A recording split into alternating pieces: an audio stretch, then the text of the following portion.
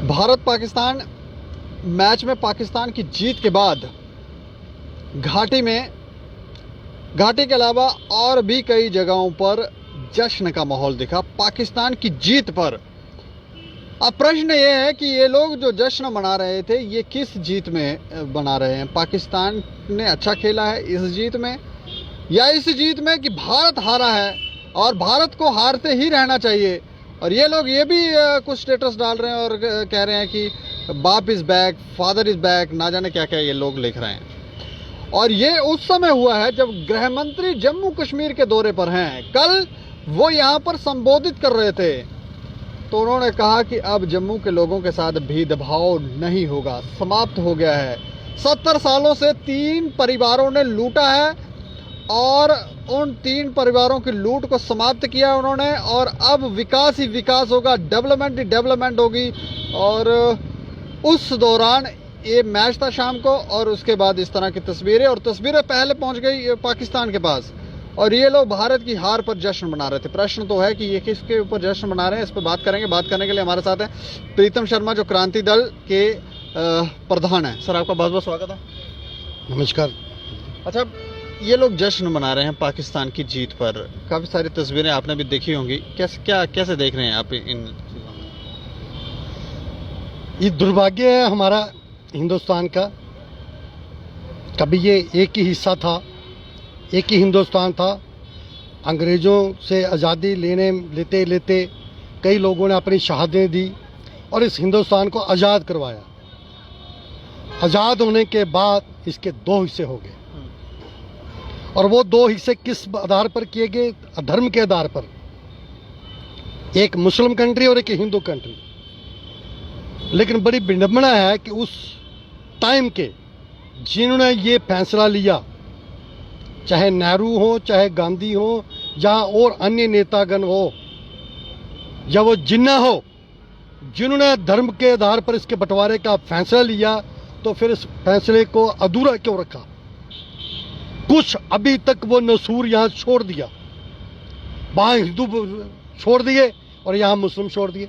आपने अगर धर्म के आधार पर इसको बांट बंटवारा किया तो आप फिर वहाँ से हिंदुओं को बुलाओ और यहाँ जो मुस्लिम है वहाँ भेज दो। तो ये बीमारी जो आए दिन जो है, पाकिस्तान प्रेमी यहाँ गैंग जो बैठा हुआ है, वो ऐसी हरकतें नहीं करता। रहा प्रश्न अभी मैच का, ये मैच ये आप ठीक कह रहे हैं कि ये किस खुशी में मैच था कि वो अच्छा खेले या हिंदुस्तान हारे? जश्न किस खुशी में? जश्न वही ना, जश्न किस इशू को लेकर था। तो ये मैं आपको क्लियर करना चाहता हूं कि ये जश्न जो है हिंदुस्तान हारने पर था। हम जश्न मनाते हैं कि वो अच्छा खेले, अच्छे खिलाड़ी हैं, अच्छा खेल किया, हमारे वालों नहीं खेला। ओस भी वहाँ थी, वो ठीक से जब टॉस का फैसला हुआ, टॉस जिसने जीता तो हमें तभी ये एहसास हो गया था कि पाकिस्तान जीतेगा, वरना आज तक वो कभी वर्ल्ड कप में तो जीत नहीं सका। ये लक थी उसका, अच्छा दिन था कल। लेकिन आप हिंदुस्तान में रहकर हिंदुस्तान पे टुकड़ों पर पलते हो, हिंदुस्तान में रहकर पाकिस्तान का गुण गाते हो और उनका जश्न मनाते हो, तो ये सबसे बड़ी लानत है आपके ऊपर। आप देशद्रोही हैं, आप इस देश का अन्न खाते हैं, आप नमक हराम हैं। जिस देश का नमक खाना चाहिए उसका गुणगान करना चाहिए, ये हमारे बुजुर्ग भी कहते हैं। परंतु आपने ऐसा ना कर ये आपने वही मंशा दिखाई। हमें ये लग रहा था कि शायद कुछ बदल गया, परंतु ऐसे बदला नहीं है। कई हमारे मित्र सज्जन जो दूर दराज के क्षेत्र में रहते हैं, जब पाकिस्तान हारता तो उनके समर्थन, चाहे वो पाकिस्तान हो या इस इंडिया में हो, तो वो अपने टीवी फोड़ते थे, LCD तोड़ते थे।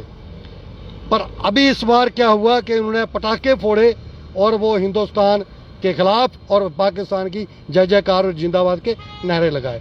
ये सबसे बड़ी विडंबना है। आजकल सोशल मीडिया का ज़माना है, इलेक्ट्रॉनिक मीडिया का ज़माना है, एक एक चीज़ की शनाख्त हो सकती है। तो सरकार इसका तमाशा क्यों देख रही है? सरकार को अतिशीघ्र चाहिए उनके ऊपर FIR लॉन्च करें, उनको ट्रेस करें। आजकल कोई छुप के रह नहीं सकता, जिस मर्जी सोशल मीडिया का इस्तेमाल करते हो। चाहे एजेंसियां चाहेंगी उसको ट्रेस कर सकती है और उनको कुचला जाए, ऐसी भावनाएं वो आने वाली पीढ़ी को भी सिखाते हैं। एक कानून बनाया गया था यहाँ पर अब से कुछ समय थोड़ा ही समय हुआ है, उन्होंने कहा कि जो पत्थरबाज हैं उनको सरकारी नौकरी नहीं मिलेगी, वीज़े भी नहीं मिलेंगे, ये लोग अब कुछ कर नहीं पाएंगे। इस तरह का कानून इन लोगों के लिए भी बना दिया जाए।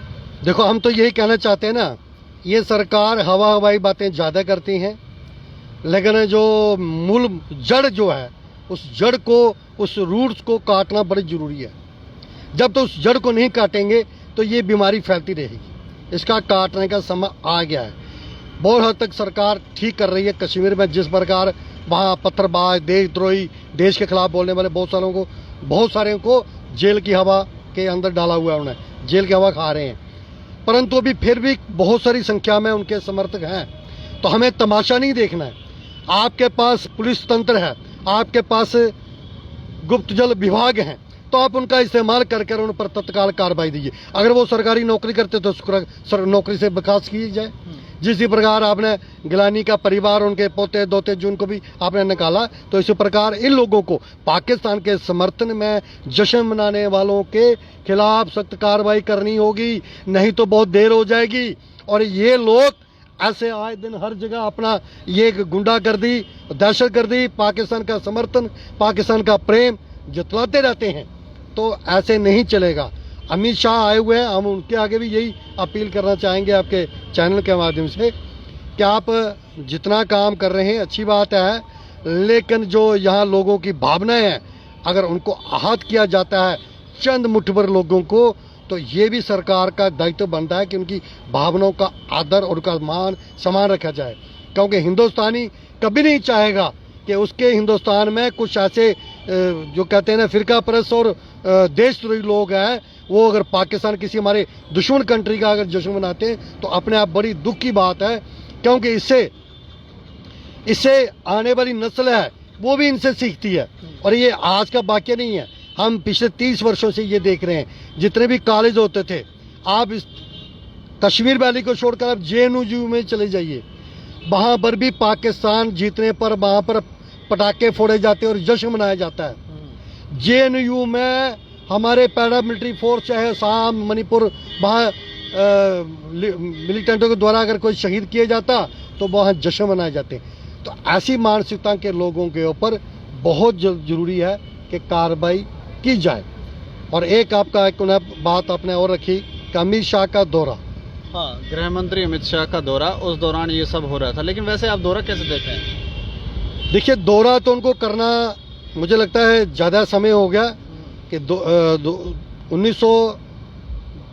5 अगस्त 2019 को जब 370 और 35A को रिमूव किया गया, उसी दौरान बहुत सारी लोगों को कठिनाइयों का सामना करना पड़ा। जो देशद्रोही थे उनको तो जायज़ था, लेकिन जो देशभक्त के लोग थे, जो हिंदुस्तान का झंडा उठाकर हर बार तैयार रहते हैं, उनको भी इससे दो चार होना पड़ा। बहुत सारी दिक्कतें, जैसे इंटरनेट की सेवा थी, कर्फ्यू का सामना करना पड़ा, पीक यात्रा थी उस दिन में, अमरनाथ यात्रा, मुझे याद है 2005 अमरनाथ यात्रा की पीक यात्रा थी, लेकिन एकदम शटर डाउन करके एकदम बंद कर दिया। और उन्हें ये कहा था कि जम्मू की पूरी नज़र रखी जाएगी, जम्मू के हित का पूरा ध्यान रखा जाएगा। पर उन 2 सालों के अंदर लोगों के अंदर इतना गुस्सा भर गया था कि आपने 2019 की यात्रा ख़त्म की, आपने 2020 की यात्रा ख़त्म की, आपने 2021 की भी यात्रा ख़त्म कर दी। क्योंकि जम्मू शहर जो है वो सारा, जिनका रोजी रोटी वो चलती है माता वैष्णो देवी की यात्रा पर, अमरनाथ जी की यात्रा पर, और यहाँ जो पर्यटक जो आते हैं उनके आधार पर, और यहाँ कोई अन्य सोर्स नहीं है। तो लोगों के अंदर एक बड़ा रोष था। उस रोष को अभी जो पिछले दिनों जम्मू बंद की कॉल जो हमारे चैम्बर ऑफ कॉमर्स इंडस्ट्री के लोगों ने दी, हम भी उसमें उनके साथ शामिल थे। और ये कॉल इसलिए दी थी कि हमारे साथ इतना अनजस्ट जो हो रहा है, कोई हमारी सुनता ही नहीं। आपने 70 सांसद भेजे, सारे कश्मीर जा रहे हैं, हाँ। जम्मू में इक्का दुक्का आता है, हमारी बात कोई सुनता नहीं, हमारी बात को वहाँ तक पहुँचाया नहीं जाता। अगर वहाँ से कोई बात आती है तो यहाँ इम्प्लीमेंट नहीं होती है। माननीय प्रधानमंत्री जी कोई चीज़ भेजते हैं तो यहाँ फाइलों में उसको बांध दिया जाता है या सेक्टर के अंदर रोक दिया जाता है। अब सवाल ये है कि उन्हें गृह मंत्री को यहाँ आने की ज़रूरत क्या पड़ी? उनकी आने की ज़रूरत तो आप भलीभांति परिचित हैं दीपक जी, आप जानते हैं कि बंद जो हुआ था, बिना किसी पॉलिटिकल पार्टी और बिना किसी पत्थर और डंडे से लोगों ने स्वयं अपने कारोबार बंद की। उसका कारण क्या था? उसका कारण था कि लोगों के कारोबार जो यहाँ पर ख़त्म हो चुके हैं, ब्यूरोक्रेट यहाँ देख नहीं रहे हैं। जो मंत्रीगण यहाँ आते हैं वो खाली औपचारिकता पूरी करके सिर्फ मात्र कश्मीर तक इनका फोकस रहता है। कश्मीर में आएंगे, इक्का दुक्का लोगों को मिलकर वो यहाँ से चले जाते हैं। तो जम्मू को ऐसे लाइटली वो लेते थे। जब वो कंप्लीट बंद हुआ तो इनकी आंखें खुल गई कि हमें इलेक्शन में जाना है, जम्मू कश्मीर वालों ने कुछ देना नहीं है, मिलेगा कुछ तो जम्मू से मिलेगा। जम्मू के लोगों ने 25-26 सीटें पिछली बार दी थी, और अगर इस बार ये कुछ अच्छा लोगों के हित को नज़रअंदाज करते हैं तो इनको मुंह की खानी पड़ेगी। इसीलिए गृह मंत्री का दौरा बहुत ही आवश्यक होगा। उनके पास पूरा ग्रुप जल जो विभाग रहते हैं रिपोर्टें देते रहते हैं, तो इसलिए वो आए, अच्छा किया। और जितनी योजनाएं की, जो भी उन्होंने जम्मू के साथ जनता के साथ जो अश्योर किया है, जो कमिटमेंट की है, हम चाहते हैं कि जो जो बातें उन्होंने कल किए JDA ग्राउंड अपने भगवती नगर से, मैं कहता हूँ वो पूरे कर जाएं तो जम्मू के लोग फिर इनके साथ खड़े। लेकिन अगर सिर्फ जुमले और खाली शोशेबाजी रही तो फिर इस इलेक्शन में इनकी हालत ख़राब हो जाएगी, क्योंकि लोगों की रोजी रोटी बहुत ख़राब हो चुकी है। लोगों का व्यवस्था के कारण अभी दरबार मूव जो था अभी 5 तारीख को आना था और उन्होंने रोक दिया उसको। उसी दरबार मूव की वजह से कश्मीर की और जम्मू की रोजी रोटी जो है वो चलती थी, लेकिन उन्होंने उसके ऊपर विराम लगाकर अभी जम्मू में कोई और कारोबार नहीं है। तो मुझे ये लग रहा है कि अमित शाह जी को, गृह मंत्री महोदय को इन बातों का संज्ञान लेना चाहिए और अति शीघ्र इन मसलों का हल करना चाहिए। जैसे उन्होंने कहा कि यहाँ के साबरमती जो हमारी आर्टिफिशियल लेक थी, कई वर्षों से उसका करोड़ों रुपए खर्च पहले भी हो चुका है और अब दे रहे हैं, वो बना रहे हैं। और भी बहुत सारे प्रोजेक्टों के उन्होंने नाम लिए, मैं कितने गिनाऊँ आपको तो रात हो जाएगी। इतने सारे प्रोजेक्टों के उन्होंने नाम लिए। मैं कहता हूँ उसमें से कुछ भी बन जाए तो जम्मू में फिर से जो टूरिज्म का जो अकाल पड़ा हुआ है उसमें फिर से वृद्धि होगी और लोगों की आय का स्रोत फिर से उत्पन्न होगा। लेकिन गृह मंत्री जब यहाँ जम्मू कश्मीर में है तब ये लोग जश्न मना रहे हैं, और इनकी तस्वीरें तो पाकिस्तान पहुँच गई हैं। जीवे जीवे पाकिस्तान के नारे लगा रहे हैं ये लोग शरेआम यहाँ पर। मैं कहता हूँ यही तो दुर्भाग्य है। मैं कहता हूँ जिस समय ये बंटवारा हुआ था ये नसूर पीछे छोड़ दिए थे। अभी भी अगर कोई सरकार कोई पॉलिसी तैयार करे तो ऐसे लोगों के लिए बॉर्डर खोलकर उनको भेजें जो वो जीवे करे या मरे करे, वो वहाँ पर ही करें। यहाँ जीवे नहीं चलेगा। यहाँ सिर्फ एक भारत माता की जय चलेगी, वंदे मातरम चलेगा और तिरंगा झंडा लहराएगा। इनको खुशी के अलावा इनको भारत के हारने पे खुशी क्यों होती है?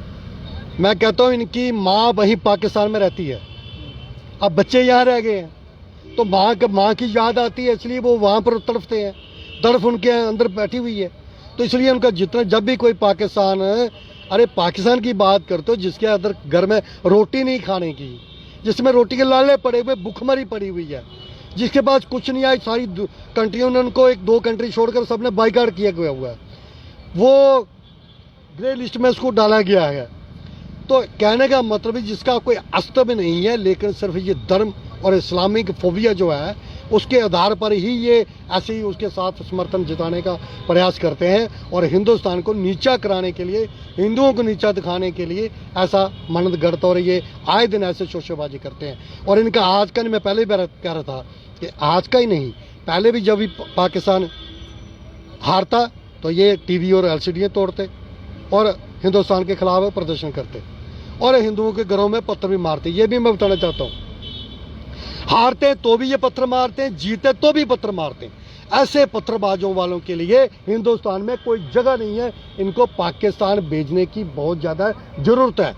अगर कुछ ऐसा फिर कोई सरकार कोई निर्णय ले और पूरे हिंदुस्तान की जनता ऐसे पाकिस्तान जो प्रस्त लोग हैं उनको हिंदुस्तान में रहने का एक दिन का भी समय नहीं देना चाहिए। कहीं जिस कोने में छुपे हैं, चाहे वो कश्मीर वैली के अंदर छुपे हुए हों, चाहे हिंदुस्तान के किसी कोने में छुपे हों, उनकी शनाख्त करके उनको दंडित करना बहुत ज़रूरी है। नहीं तो ये सिर उठाएंगे और देश के खिलाफ ऐसे बोलते रहेंगे फ्रीडम ऑफ स्पीच के नाम पर। मुझे लगता है ये बहुत गलत है और इसका संज्ञान सरकार को लेना चाहिए। चलिए, शुक्रिया हमसे बातचीत करें। धन्यवाद। तो ये तो साफ तौर पर कह रहे हैं कि इनको भेज देना चाहिए पाकिस्तान, लेकिन एक बात हम ज़रूर कहना चाहते हैं कि इनके राइट्स समाप्त कर दिए जाएं, और जब राइट्स इनके समाप्त हो जाएंगे तब ये कहाँ जाएं, जहाँ रहें वहाँ जाएं। जहाँ जैसे वीज़ा नहीं लग सकता तो वीज़े भी इनके कैंसिल कर दिए जाएं, यहीं रहें, तड़फ तड़फ के मरे। इनको समझ आए कि जिस थाली में खाते हैं उसमें छेद नहीं करते, और किया है तो उसका दंड बुरा होगा। बाकी अब देखते रहे दैनिक सवेरा समाचार। मुझे और मेरे सहयोगी अरुण डोगरा को दें इजाज़त। नमस्कार।